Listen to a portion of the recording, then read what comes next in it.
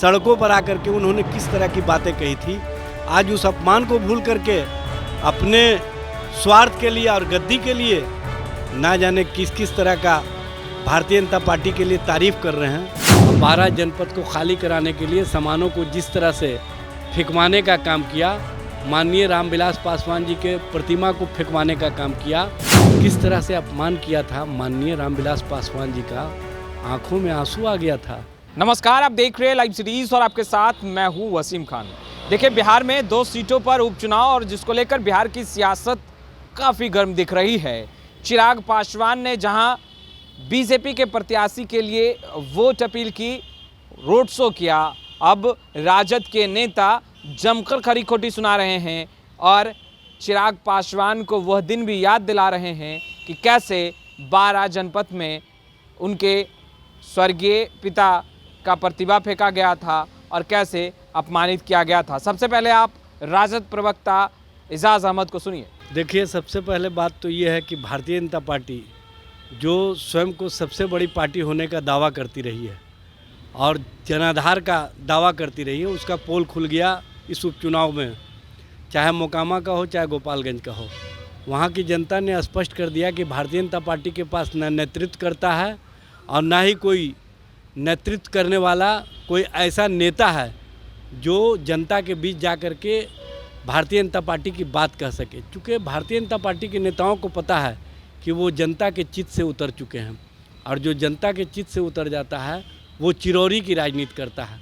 और चिरौरी की राजनीति करके जिस तरह से इन्होंने वैसे व्यक्ति का साथ लिया है जिसको किस तरह से अपमान किया था माननीय रामविलास पासवान जी का, आंखों में आंसू आ गया था।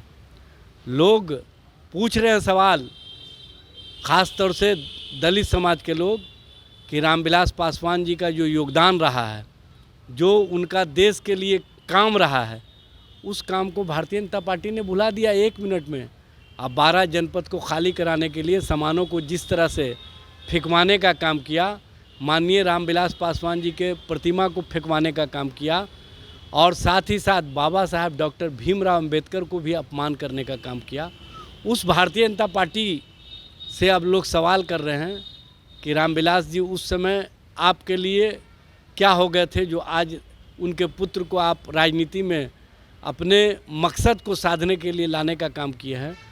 2 तरह की राजनीति जो लोग करते हैं और जो समाज के प्रति कहीं ना कहीं और जो अपने फ़ायदे के लिए, अपने स्वार्थ के लिए समाज का भी इस्तेमाल करते हैं, उनको हर तरह से नुकसान उठाना पड़ता है। ये वही स्थिति हो गई है कि भारतीय जनता पार्टी आज चिराग तले अंधेरा है। भारतीय जनता पार्टी खोज रहा है कि वोट मेरा कहाँ है।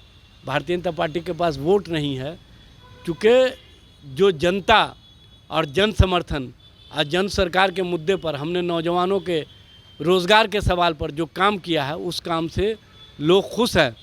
और माननीय नीतीश कुमार जी और माननीय तेजस्वी प्रसाद यादव के नेतृत्व में महागठबंधन के उम्मीदवार जो राष्ट्रीय जनता दल के हैं, दोनों सीटों पर जीतने जा रहे हैं।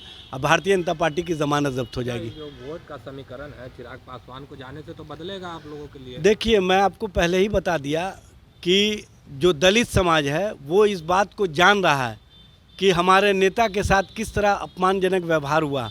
रामविलास पासवान जी के साथ अपमान का जो लोगों ने काम किया है, अपमानित करने का काम किया है, ये किसी से बताने की आवश्यकता नहीं है। इसीलिए उनके पुत्र को एक नहीं 100 बार सोचना चाहिए था कि जब भारतीय जनता पार्टी उस समय सामान फेंकवा रही थी तो आंखों में आंसू लेकर के सड़कों पर आकर के उन्होंने किस तरह की बातें कही थी। आज उस अपमान को भूल करके अपने स्वार्थ के लिए और गद्दी के लिए ना जाने किस किस तरह का भारतीय जनता पार्टी के लिए तारीफ कर रहे हैं।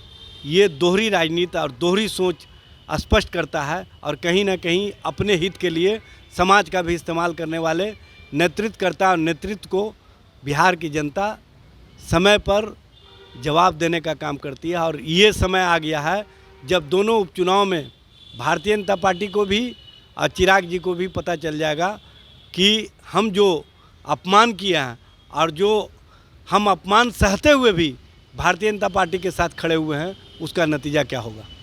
तो आपने सुना राजद के प्रवक्ता एजाज अहमद को, जहां एक तरफ बीजेपी को जमकर खरी खोटी सुना रहे हैं, वहीं दूसरी तरफ चिराग पासवान को वो पल भी याद दिला रहे हैं कि कैसे 12 जनपद में उनके स्वर्गीय पिता का तमाम प्रतिमा फेंका गया था, कैसे अपमानित किया गया था।